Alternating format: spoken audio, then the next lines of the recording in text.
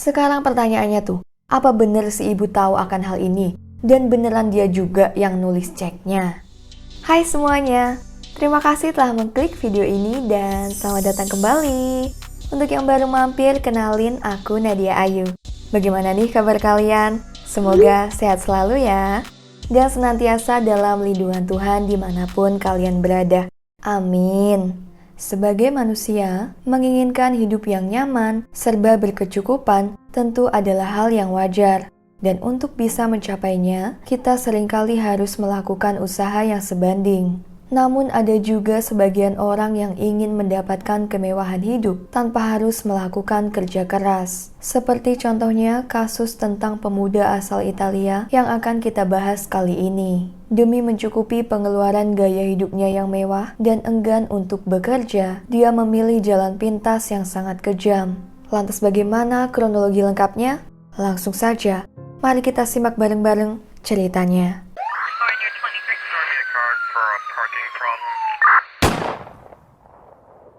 Tahun 1991, tinggallah pasangan suami istri Antonio Maso dan Maria Rosa Tessari di Montecchia, sebuah desa kecil di provinsi Verona, Italia. Setelah kerja keras bersama sejak awal menikah, pasangan tersebut saat itu bisa dibilang cukup kaya raya dan merupakan keluarga terpandang di desanya. Bahkan mereka mempunyai tabungan sebesar 1 miliar lira atau saat ini bernilai lebih dari 14 miliar rupiah. Jadi Antonio dan Maria Rosa adalah petani anggur dan ceri yang sangat sukses. Dalam pernikahannya, pada 1991 itu, mereka telah dikaruniai 3 anak, yaitu Nadia berusia 27 tahun, Laura 26 tahun, dan si bungsu Pietro 19 tahun. Nadia dan Laura telah menikah dan mereka tinggal dengan suami masing-masing, sedangkan Pietro masih tinggal bersama orang tuanya.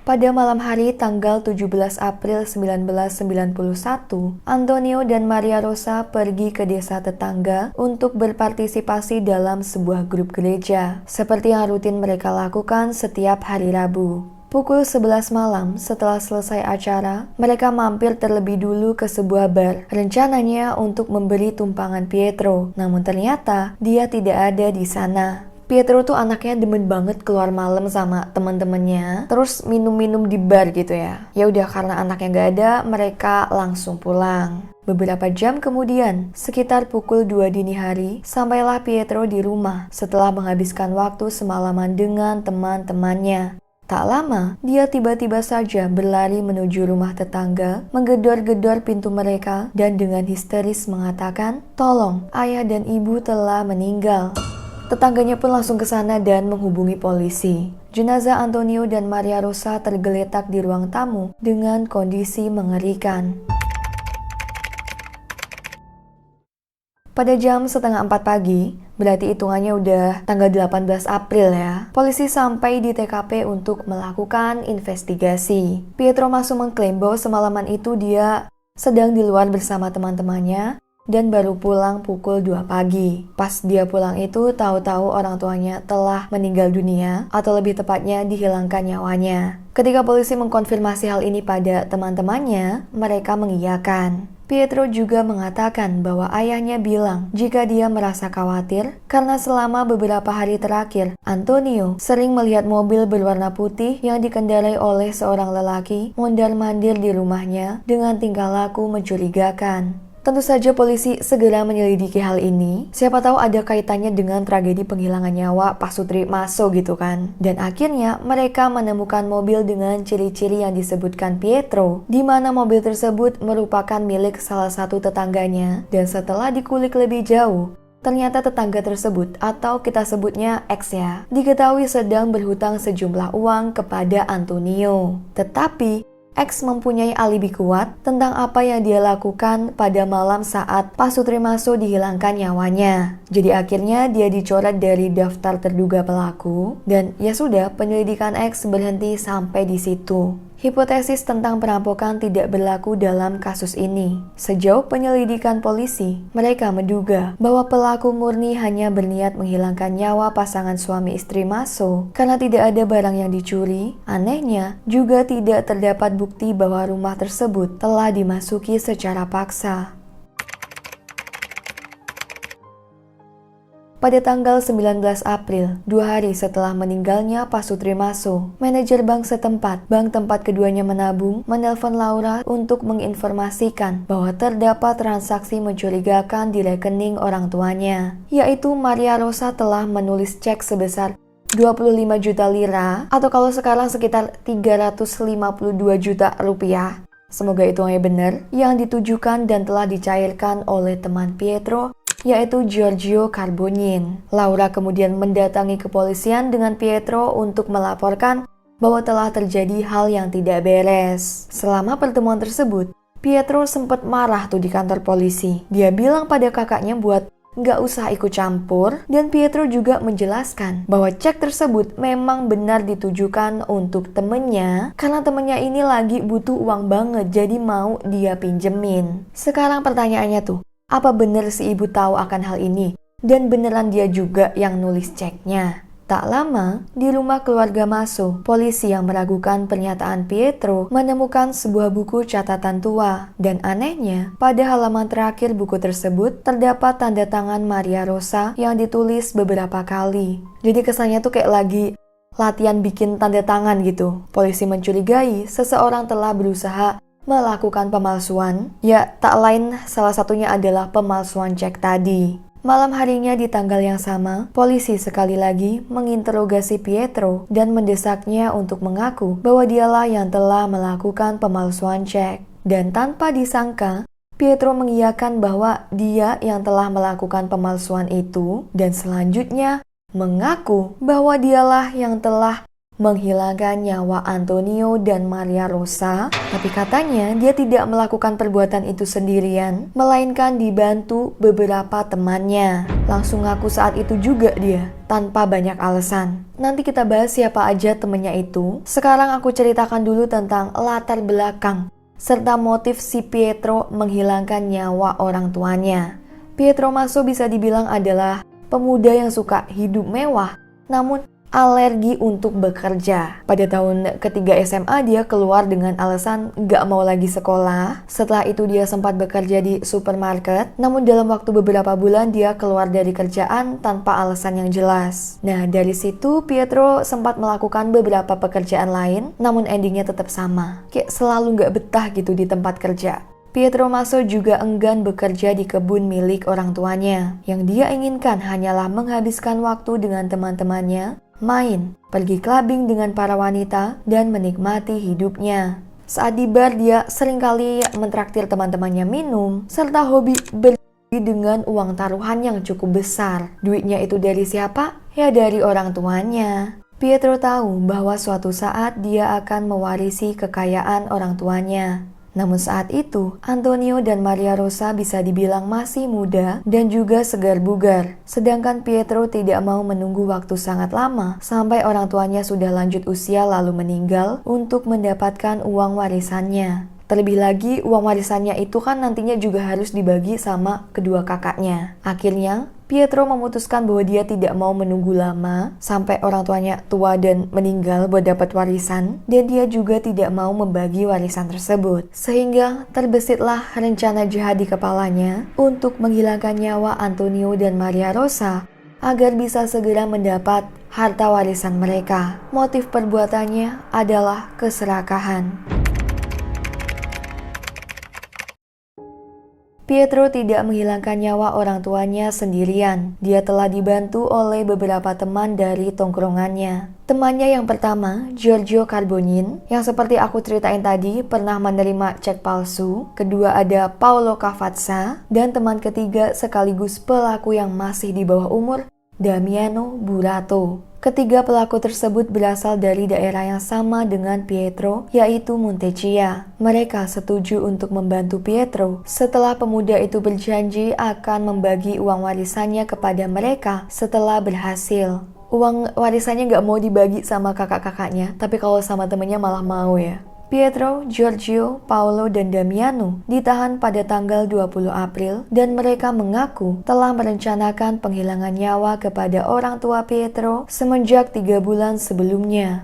Setidaknya telah terdapat 3 kali percobaan penyerangan yang gagal. Percobaan pertama yaitu mereka berencana untuk menghilangkan nyawa Antonio dan Maria Rosa menggunakan racun tikus yang dicampur ke dalam makanan. Namun rencana ini akhirnya sengaja digagalkan karena mereka takut ketahuan. Rencana kedua, beberapa hari setelah percobaan pertama yang gagal, Pietro pergi menemani ibunya untuk berbelanja. Dan gak hanya mereka berdua aja di dalam mobil, namun si Giorgio juga ikut pergi. Dia duduk di kursi belakang. Rencananya, Giorgio akan menghilangkan nyawa Maria Rosa dengan menggunakan pemukul daging, jadi di boom gitu dari belakang. Namun saat mau eksekusi, Giorgio-nya ketakutan, gak berani melakukannya. Dan rencana mereka lagi-lagi gagal. Percobaan ketiga, Pietro memutuskan untuk melakukan eksekusi saat makan siang pada hari Minggu di awal bulan April, di mana seluruh keluarganya akan berkumpul. Dengan begitu, dia bisa sekalian menghilangkan nyawa kedua kakaknya beserta suami mereka, dan seluruh uang warisan benar-benar akan menjadi miliknya sendiri.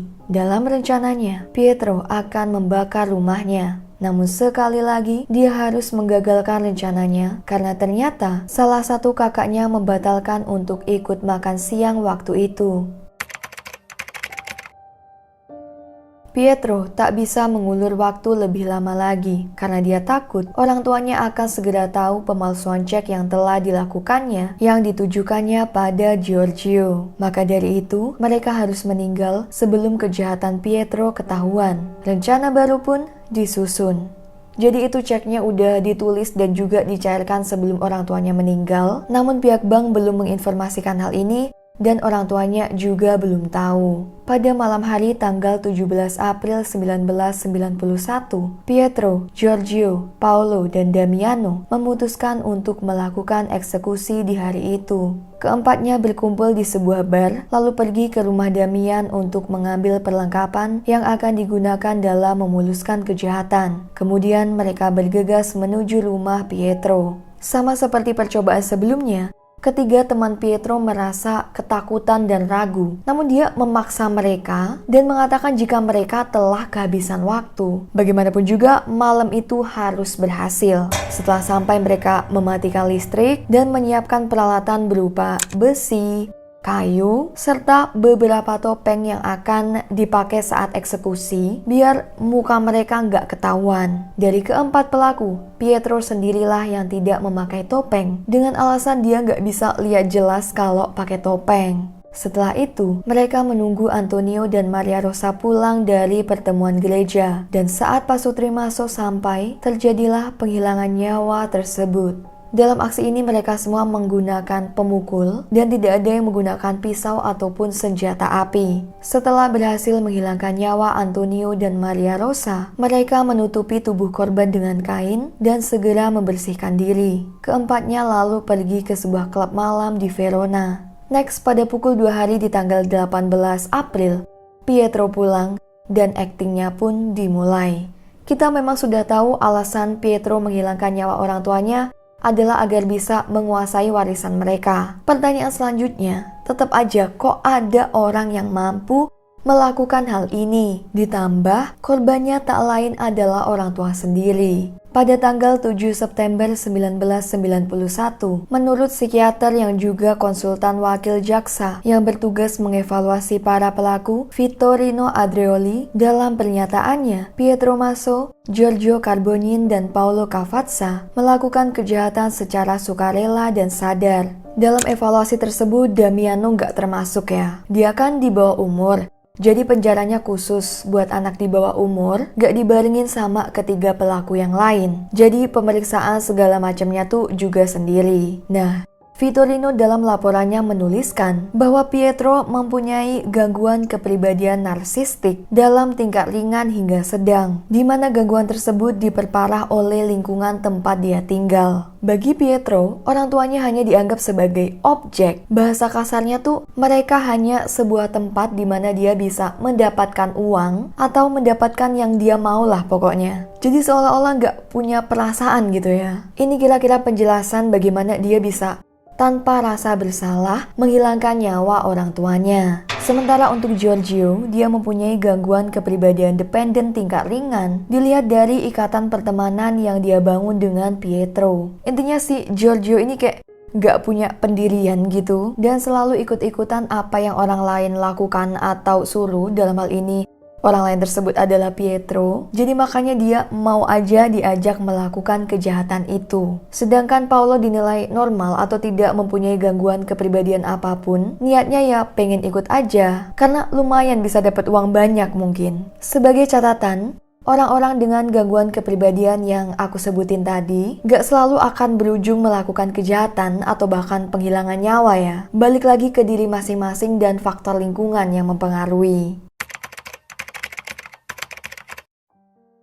Berita tentang si anak kaya raya yang telah menghilangkan nyawa orang tuanya demi warisan telah tersebar dan membuat geger Italia. Pengadilan Pietro, Giorgio, dan Paolo dimulai pada 18 Februari 1992 dan tanggal 29 Februari, hakim mendakwa Pietro dengan hukuman 30 tahun penjara, lalu Giorgio dan Paolo 26 tahun. Sedangkan Damian menjalani pengadilan untuk anak di bawah umur pada 1 Oktober 1992 dan didakwa hukuman 13 tahun penjara pada 9 Februari 1994.